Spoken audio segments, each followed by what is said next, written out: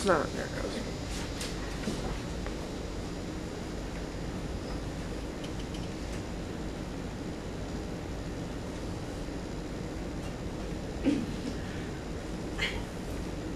It was funny. I couldn't say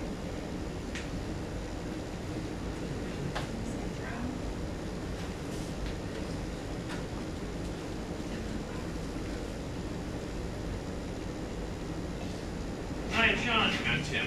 Cheesy pickup line. I believe it's this computer.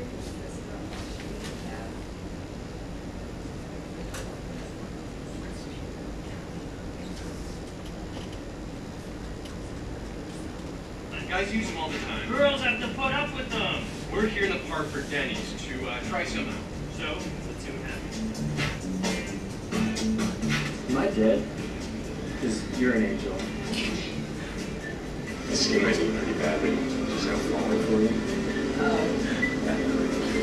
Do you know karate? Because damn it, honey, your body is really kicking. No, that's just wrong. It's wrong? That's You don't wrong. know karate? You don't know karate? What's going on?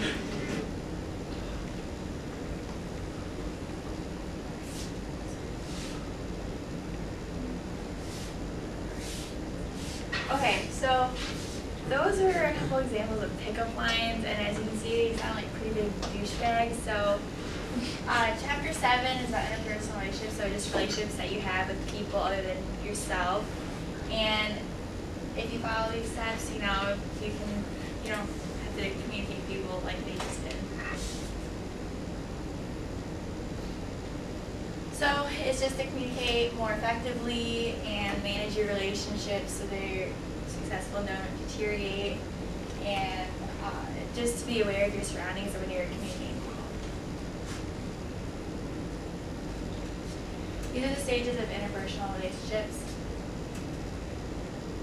There's contact, involvement, intimacy, and then deterioration, and you can either repair or dissolution.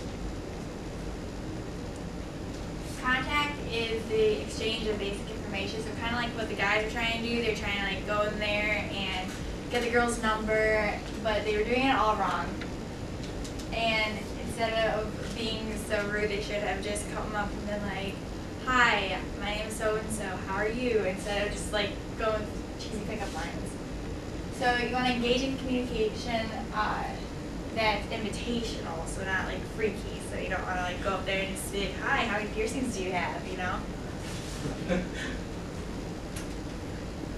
Involvement. So develop a sense of mutuality, meaning something in common with the other person. This is just a second step from contact, and then testing. So kind of like if you're more into your relationship than with contact, you can test the person and say, "Okay, well, I'm going to leave now," but you kind of want them to say, "Hey, don't leave, stay." That's kind of what it means by testing. And then just asking more questions on a more personal level. Intimacy is a step further in the relationship where there's more commitment in the relationship with the person, and you can establish a relationship with either a friend, a best friend, or a companion, lover. Deterioration is withdrawal, so meaning the relationship is kind of going downhill, and there can be deception, which there's a reason why it's deteriorating, meaning someone may have lied or done something they shouldn't have, and you can pick up on the negative versus positive messages.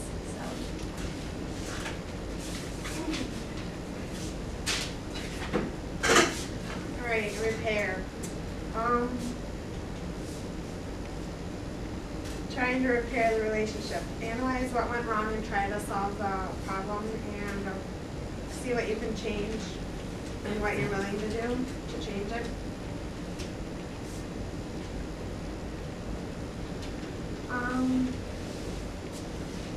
When two individuals feel comfortable in each other's company and decide to be with each other, they enter a relationship.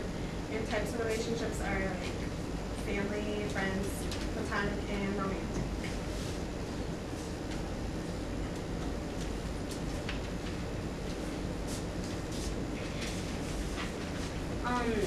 For friendships, you have receptivity, association, and then there's some different types of love.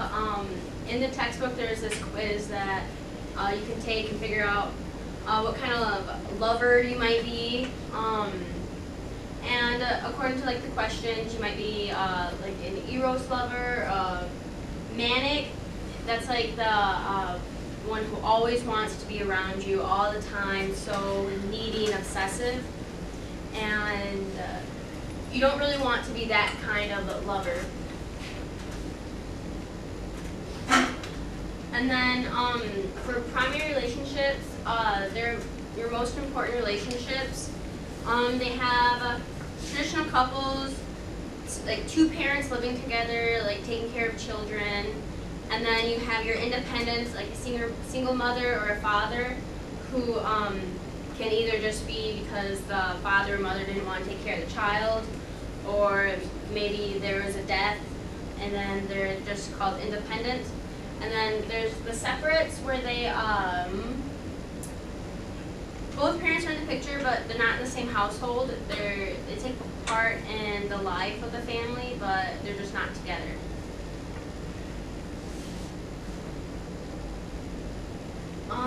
The different types of, like there's theories of communication in relationships, and there's attraction, then there's relationship rules, social penetration, social exchange, and equity. And attraction, it's based on what's attracted to them. It could be physical, just emotional, mental, and there has to be like some sort of attraction for you to want to either be friends or partner with them. And you have to like a similarity, and then you have to like take that similarity and reinforce it to keep that relationship going. And in every relationship, you need to have rules. It's like boundaries. You don't have to think of it as rules, just think of it as boundaries. Like, don't do this because that's crossing my boundaries. You don't have to set up rules. Oh, you can't go, like with your boyfriend or your girlfriend, you can't go talk to them because I just don't like them. You can't do that. And in the workplace, you have rules too. And then just every relationship needs to have rules.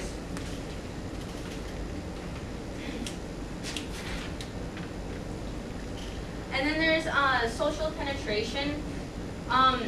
This theory, it's not of why relationships develop, but what happens when they do. The breadth of the relationship has to do with the number of topics you and your partner can talk about.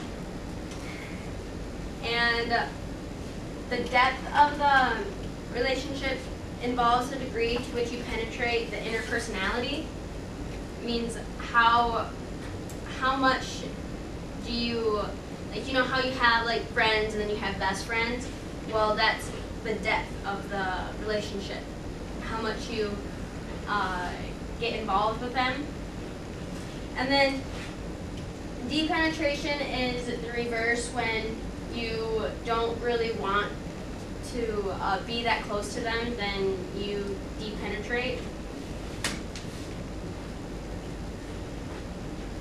Social exchange and equity. This is pretty much rewards versus costs. How much you put into a relationship, how much you get back. Like if you're constantly giving, you have a really needy girlfriend or boyfriend, and they're crying all the time, you gotta constantly make them feel better. Then this is one where you're giving, it's a lot costly more than rewards. Social equity is when you have a perfect relationship. The rewards and costs are the same for each person, so this is ideal for any relationship that you're in. Technology in relationships. This is a fairly new thing with the new technology, social media and stuff. It allows you to get to know your partner without having to be face to face, so without the sexual tension really. You can really get to know a person. And it's also bad because you are not like face to face, you might be uncomfortable if they're in person the next time you talk to them.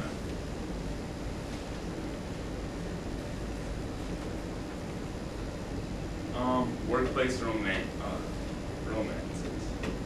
We all know some teachers like Mr. Gross that are in a workplace romance. And Mr. Gross, they have stuff to talk about at home, interests in the same field, similar ambitions, greater work satisfaction, so they can see each other when at work, disadvantages. Discomfort to other workers. If, say, Mr. G is walking through the hallway and they're making out in the hallway, he might be a little uncomfortable with that. And problems for management. They might have trouble managing them because they want to be fair. And if the relationship ends, then they still got to see each other every day, and that can be really stressful. Okay. Lastly, don't be a douchebag, because in order to get to your interpersonal relationships, you can't come off wrong to the other person, like and the guys in the beginning, because that's just creepy, and you're not going to have a relationship with that person if you just come off like that. So. Okay.